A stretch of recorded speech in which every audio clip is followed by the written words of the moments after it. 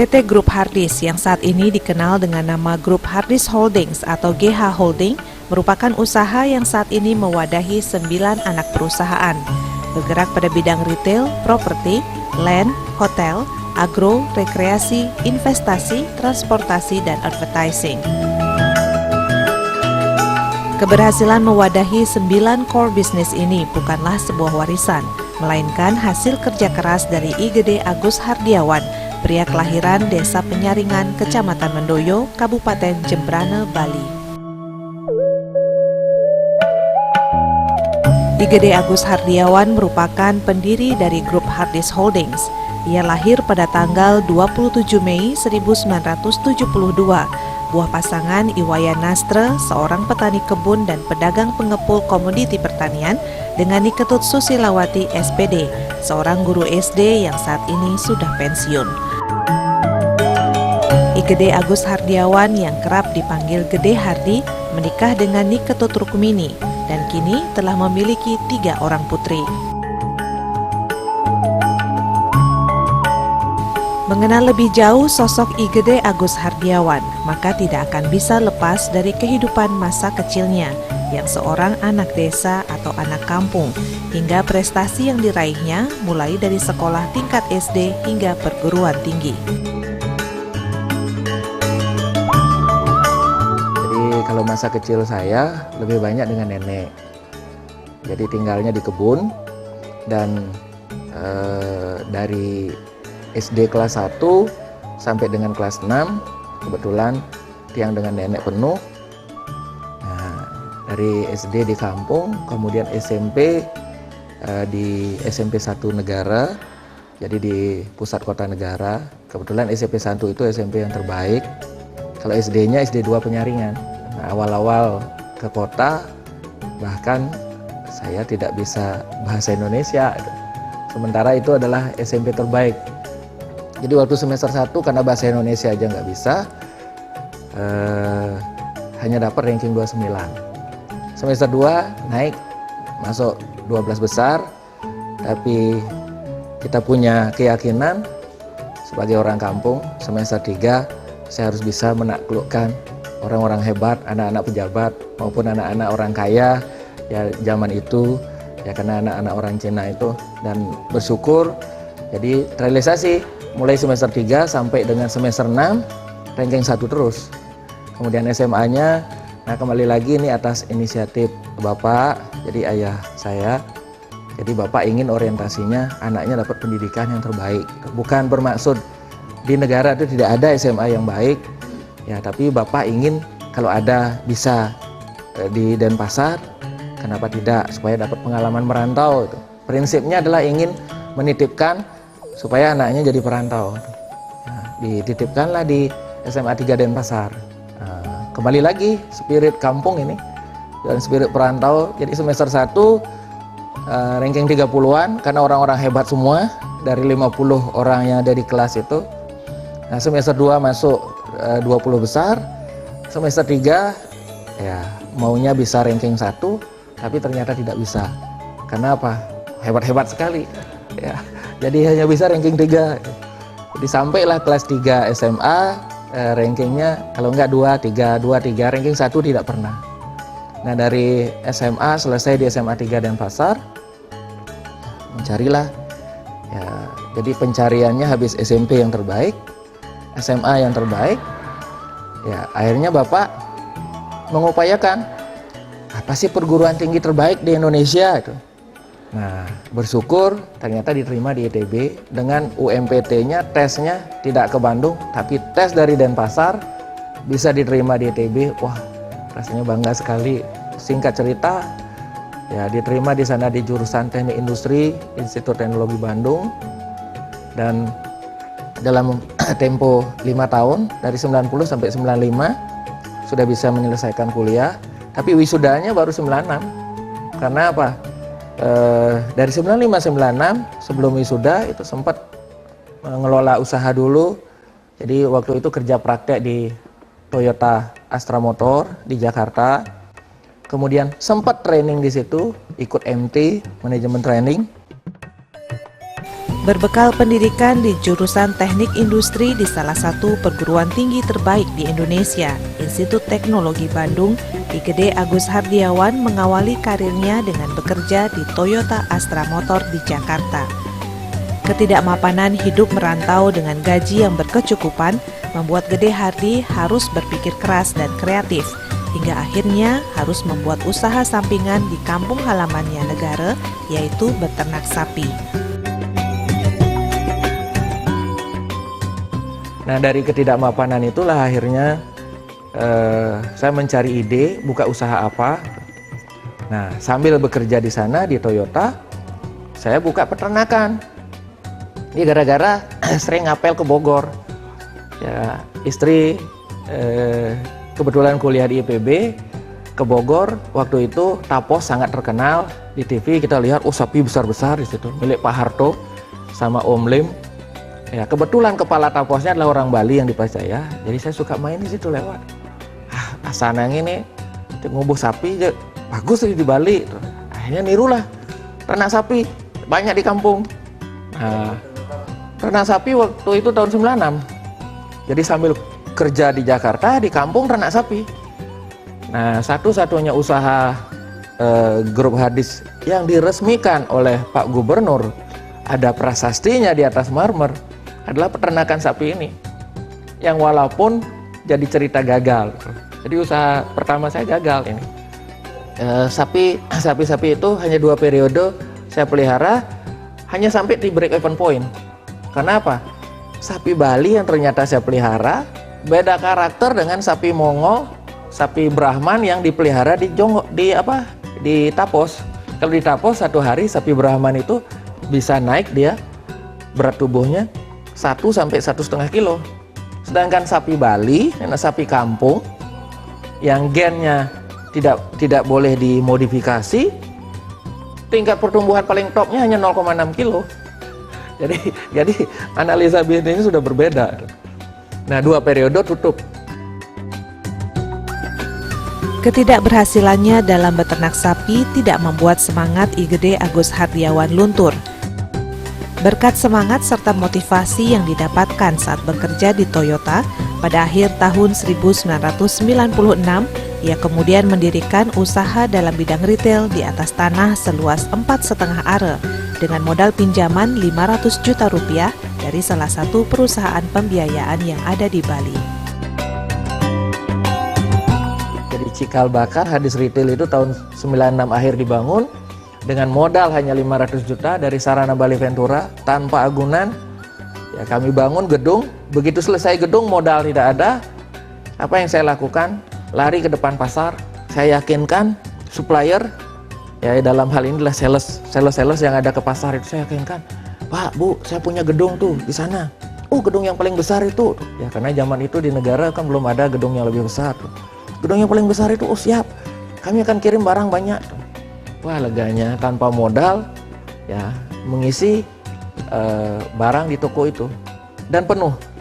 11 Juli 1997 bukalah Hardis Negara itu dengan usahanya juga usaha perorangan, namanya UD Hardis Grosir itu.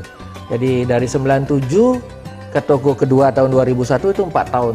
4 tahun belajar menyusun sistem, bagaimana sistem dan manajemen dari bisnis retail ini.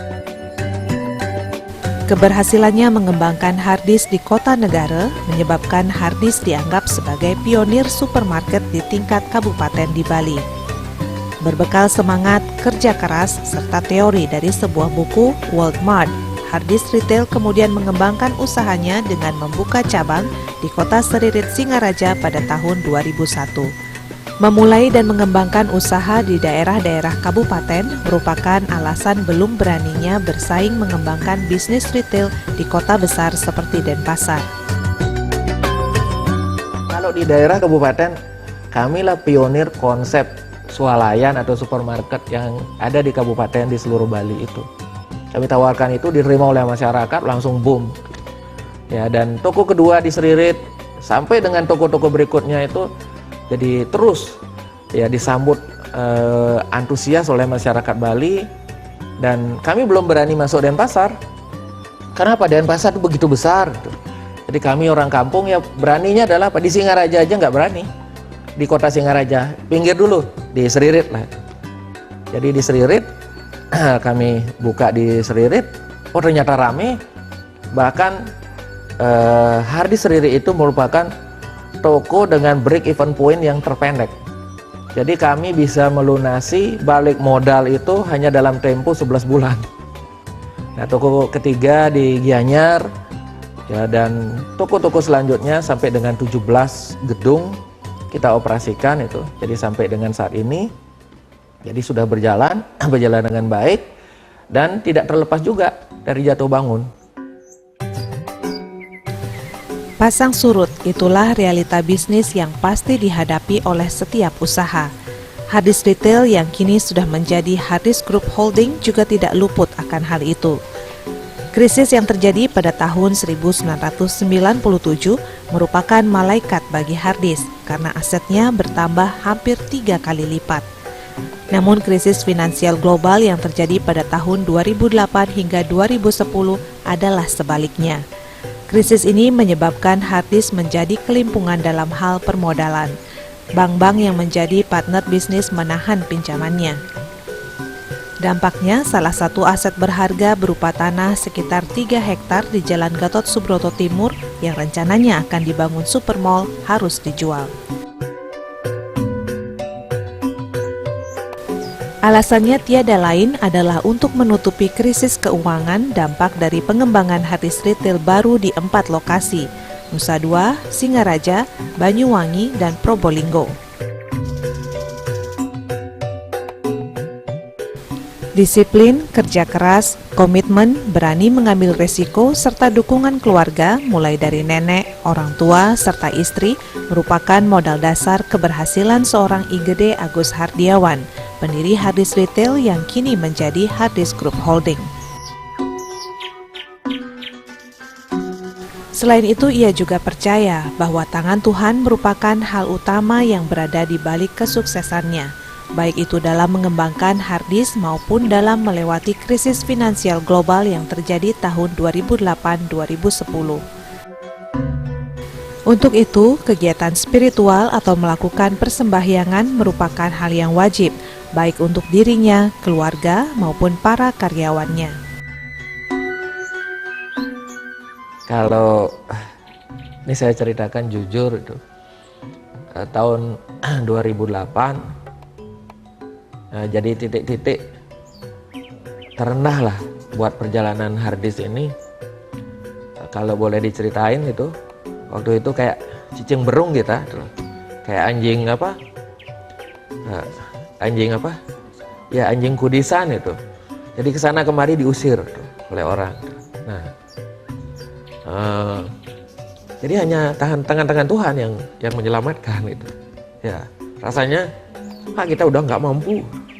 Tapi apa? Ternyata lewat. Ya. Jadi bukan tangan gede Hardy, bukan keluarga itu tidak. Kok tangan-tangan Tuhan bekerja, ngalir begitu saja. Ya, sehingga apa? Kami selalu mendasarinya dengan spiritual. Ya, dan kami tidak ekstrem. Jadi kami universal. Ada teman Muslim, ada teman Kristen, ada Buddha bahkan. Jadi kami rangkul semua. Ya, dan kami menganut konsep yang universal. Jadi anak-anak Muslim pun kalau kami tirta-yatra kami ajak ke pura. Tapi bukan kami bermaksud menghindukan mereka. Ya, jadi tiada maksud yang seperti itu, kita ajak karena kita berusaha di tanah Bali. Ya, spirit tanah Bali adalah spirit ya ribuan pura kan itu. Ya, jadi kita mesti berterima kasih apapun agama kita. Dan dalam situasi begitu pun kami komit. Akhirnya kami menuai hasil dari 2010, 2011 itu perbankan kembali lagi percaya kepada Hardys. Sehingga Hardys bisa berkembang lagi dari 2011, 12, 13 dan puncaknya adalah di 2013. Jadi kami diberikan kepercayaan ya mengelola dana masyarakat yang melalui bank, karena fungsi perbankan adalah fungsi mediasi itu. Jadi mereka menghimpun ya disalurkan kepada kami. Jadi sampai dengan 2 triliun dan kami gunakan untuk mengembangkan. Jadi grup Harddisk itu tidak hanya retail saja, tapi sudah masuk ke properti, ya, kemudian ke land, ke hotel, agro, kemudian juga rekreasi, ya, ada investment. Nah, kami juga grup Harddisk ini, ya, jelek-jelek begini, perusahaan kampung adalah sebagai pemilik atau pemegang saham di Bank BNI itu. Ya, karena kami sebagai pemegang saham ikut di situ lewat Harddisk Investment. Kemudian ada trans dan ada advertising. Dan secara portofolio bisnis sampai dengan akhir 2013 itu, jadi dari total hutang sekitar 2 triliun itu, kami sudah mengelola aset kalau akhir 2013 itu sudah lebih dari 3 triliun. Bahkan semester 1 2014, jadi kami menutup itu aset hampir menyentuh 4 triliun. Harddisk kini sudah menjadi Harddisk Group Holding yang membawahi 9 core business, yaitu Harddisk Retail, Property, Land, Hotel, Agro, Rekreasi, Investasi, Transportasi, dan Advertising, dengan kantor pusat beralamat di Jalan Tukat Pakerisan nomor 100X Denpasar, Bali. Harddisk Retail, fokus usaha adalah pada bidang usaha retail dengan 5 format, yaitu supermarket, department store, craft, gourmet, dan hardware. Harddisk Property, fokus usaha pada bidang pembangunan properti komersial dan industrial, serta penyedia jasa penyewaan gedung-gedung pusat perbelanjaan, pertokoan, mal di kota-kota kabupaten, khususnya di Bali dan Jawa Timur. Harddisk Land, fokus usaha pada bidang pengembangan properti residensial atau developer yang membangun perumahan termasuk fasilitas pendukungnya, seperti rumah sakit dan sekolah dengan mengusung green concept. Harddisk Hotel, fokus usaha pada bidang pembangunan pengembangan properti hotels, apartments, condotels, villas, and resorts. Harddisk Agro, fokus usaha pada bidang agrobisnis dan pengembangan kawasan hutan pribadi atau private forest estate, perkebunan, pengolahan, dan perdagangan hasil perkebunan atau komoditi pertanian. Harddisk Fun Zone, fokus usaha pada bidang jasa penyediaan sarana rekreasi, arena bermain keluarga, dan taman wisata atau outbound park. Harddisk Investment, fokus usaha pada bidang usaha investasi pada blue chip companies, baik pada perusahaan-perusahaan besar maupun perusahaan sedang berkembang yang prospektus. Harddisk Trans, fokus usaha pada bidang penyedia jasa penyewaan kendaraan dan alat berat yang khusus membidik segmen korporasi dan pemerintah. Dan yang terakhir adalah Harddisk Advertising, fokus usaha pada bidang jasa periklanan, penyewaan billboard, baliho, LED TV, dan malls indoors and outdoors advertise. Sebagai wujud rasa kepedulian terhadap kehidupan sosial masyarakat Bali, kini grup Harddisk juga memiliki Harddisk Foundation yang bergerak khusus untuk membantu masyarakat dalam hal kemanusiaan. Jadi Harddisk Foundation, Yayasan Harddisk, programnya adalah Harddisk Peduli. Nah, Harddisk Peduli ini memberikan bantuan-bantuan di bidang sosial, kemanusiaan, dan keagamaan. Nah, sebenarnya sumber dananya ini adalah dana CSR. Jadi setiap perusahaan berdasarkan Undang-Undang Nomor 40 Tahun 2007, jadi di situ tercantum salah satu pasalnya ada tanggung jawab sosial perusahaan. Kendaraan CSR kami ini adalah Harddisk Foundation melalui program Harddisk Peduli, yang banyak orang mencibir lah, ini akan dijadikan kendaraan oleh Gede Hardi untuk jadi anggota legislatif kah atau jadi anggota apa ya. Nah, seringkali saya menyampaikan, oh saya cukup jadi masyarakat biasa saja ya, dan jadi pengusaha. Nah, kalau seseorang mungkin merasa sukses, puas setelah jadi anggota DPR RI atau jadi bupati atau wali kota, ya saya cukup puas ya dengan sukses. Kalau bisa nantinya adalah cita-cita saya setelah pensiun dari Harddisk ini bisa nyumbang kemana-mana melalui program Harddisk Peduli ini. Ya, kalau ya Tuhan Astongkare merestui itu seperti yang dilakukan oleh Bill Gates. Bill Gates tidak jadi presiden, Bill Gates tidak jadi menteri, tidak jadi gubernur, tapi Bill Gates nyumbang di mana-mana di seluruh dunia itu. Impian saya seperti itu, Astongkare bisa tercapai. Igede Agus Hardiawan merupakan pendiri sekaligus orang yang berperan di balik kesuksesan Harddisk Group. Dalam menerapkan visinya menjadi salah satu grup usaha terdepan dan terpercaya yang mampu memberikan kontribusi besar dalam pembangunan Bali dan mampu bersaing di tingkat nasional melalui penerapan Good Corporate, ia selalu memperkerjakan anak-anak muda yang memiliki spirit yang tinggi, terutama yang memiliki pengalaman dalam organisasi kemahasiswaan atau sejenisnya. Ini pesan untuk teman-teman pengusaha, ya anak-anak muda Bali, ya adik-adik juga yang masih kuliah itu. Jadi kalau secara statistik data pengusaha di Indonesia itu hanya 0,1%. Padahal negara yang maju idealnya pengusahanya atau wirausahawannya itu 1%. Maka negara ini akan berkembang. Jadi mari berjuang melalui ranah pengusaha ini, dan tipsnya sangat sederhana. Jadi modal nggak ada, kita pakai modal orang lain. Ya, karena kita punya pikiran, karena kita punya kemampuan. Nah, kalau sudah modal orang lain, berarti apa? Kita harus menjaga kepercayaan. Jangan sekali-sekali ya kita diberikan duit kecil, sudah ngembat. Nah, kalau sudah kepercayaan kecil saja diberikan tidak terkelola dengan baik, apalagi yang lebih besar.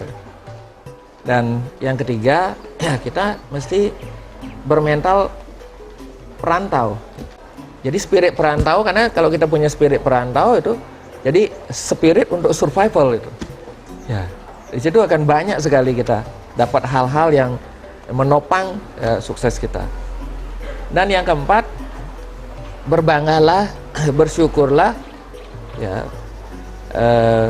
Kalau kita sedang berada di zona tidak nyaman, karena zona tidak nyaman itu akan membuat kita kreatif.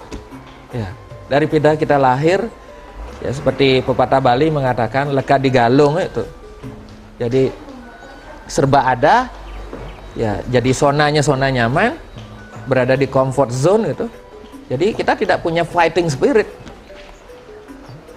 Jadi kita tidak punya spirit untuk bersaing. Jadi spirit untuk berjuang nggak ada. Otomatis kita tidak akan bisa survive. Ya. Igede Agus Hardiawan yang kerap dipanggil Gede Hardi merupakan sosok pengusaha yang pantas menjadi panutan kita bersama. Disiplin, kerja keras, komitmen, dan berani mengambil resiko yang diterapkannya kini telah menuai hasil. Harddisk yang awalnya hanya sebuah toko kecil yang berdiri tahun 1997 di Kota Negara, kini sudah menjadi Harddisk Group Holding dengan 9 anak perusahaan dengan omset mencapai 4 triliun.